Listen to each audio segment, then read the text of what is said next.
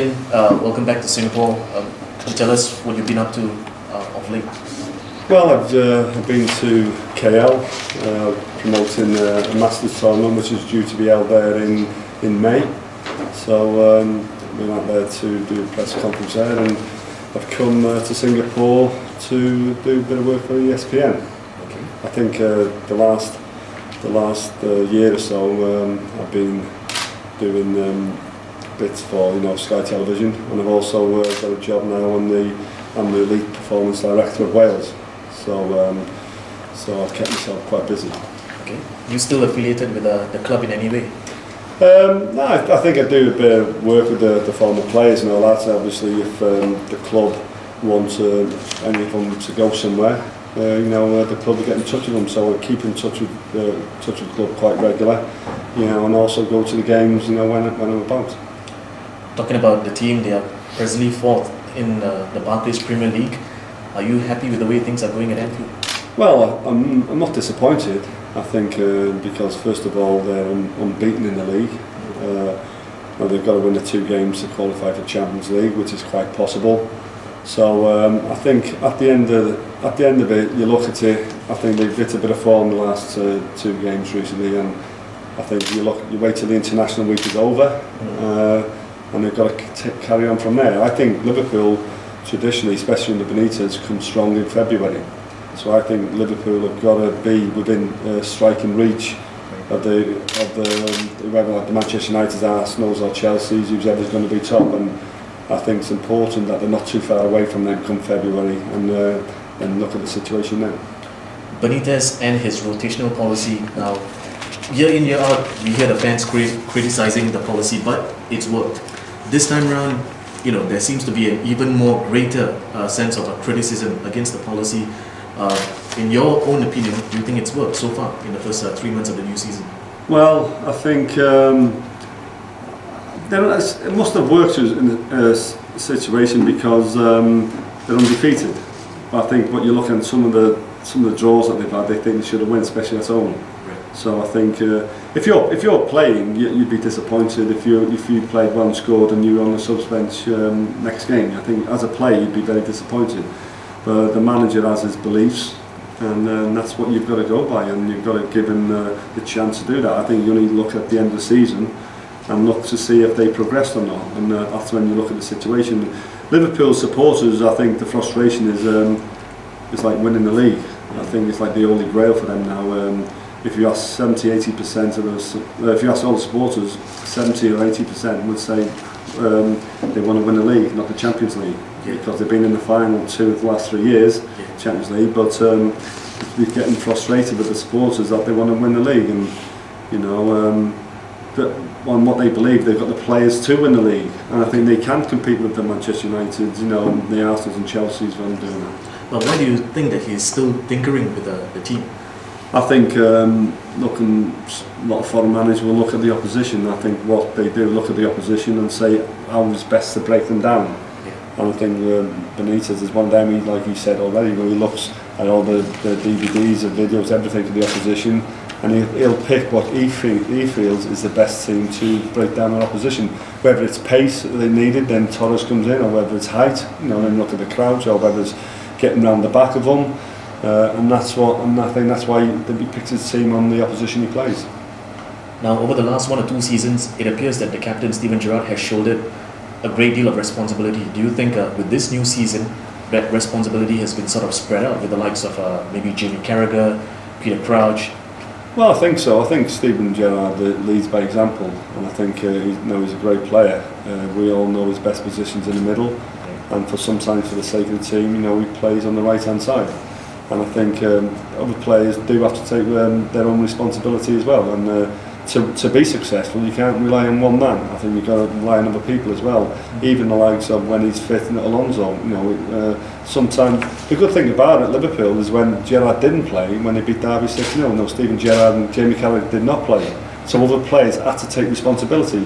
Sometimes when Steven's playing, they leave it down to him, and when he's not playing, they'll take responsibility. And I think what they've got to do, even though when he is playing, sometimes they've got to take a little bit of responsibility as well. Among the new signings, who has impressed you the most?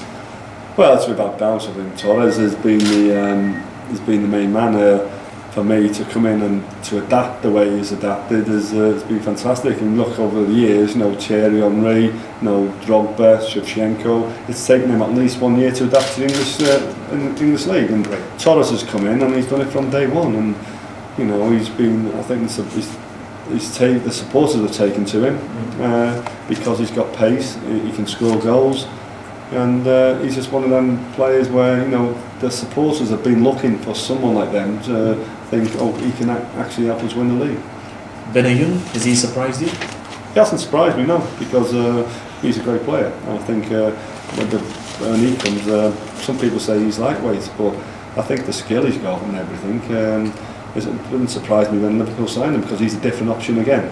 He can play, just in the hole. He can get round. He plays a bit.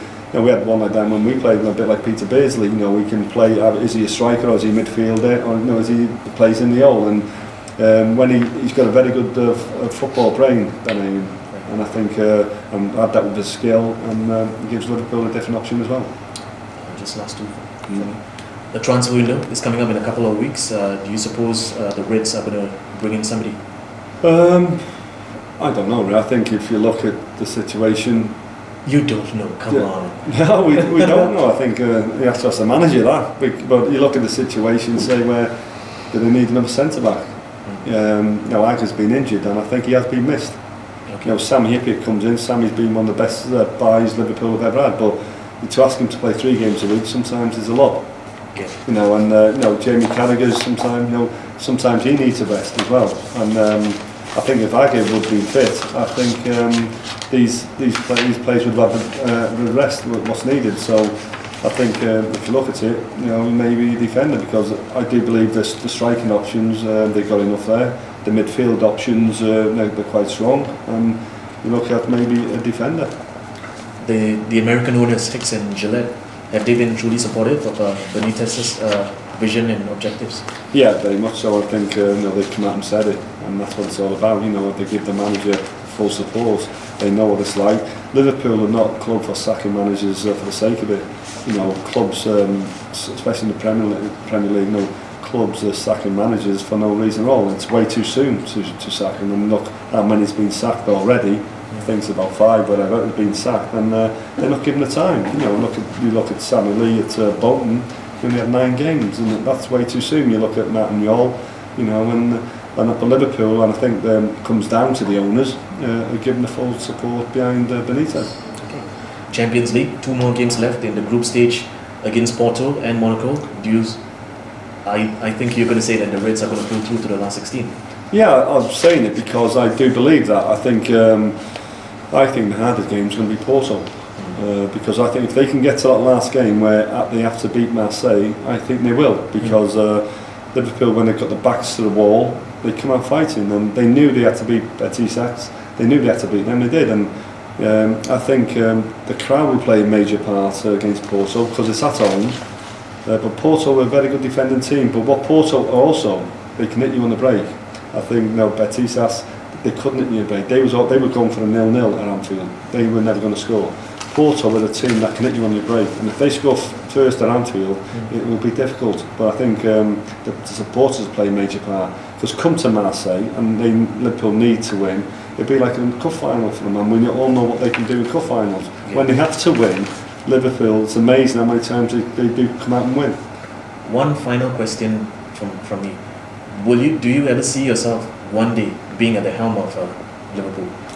Not really, no. I think I'm enjoying what I'm doing now. I enjoy the Welsh setup, what I'm doing, and I enjoy doing the TV work, because it's much easier doing TV than it is actually being out on the pitch with the players, because I've experienced as a manager with Chester and also with Wales under-17s.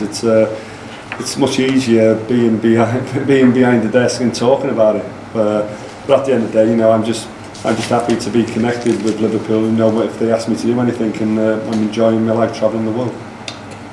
One direct question: Can Liverpool win this year? Can they win this year? The Premiership. The Premiership. Yes, I think you do have to believe. It's not going to be easy, but I do believe they can win it. They are the same. If they need to get in February, maybe no more than 3, 4, 5 points behind Manchester United or whoever's leading. I think if they're more than that, I think they won't win it, because you can't give these teams too many points head start. They've done it last season, was too many. When it got to February where Liverpool came strong, they gave them too many head start. And I think they need to be within striking distance. So when they play these teams in come March, when they play Manchester United in March, they one of them where if they beat them, they can go top of the league, and that's what it's all about.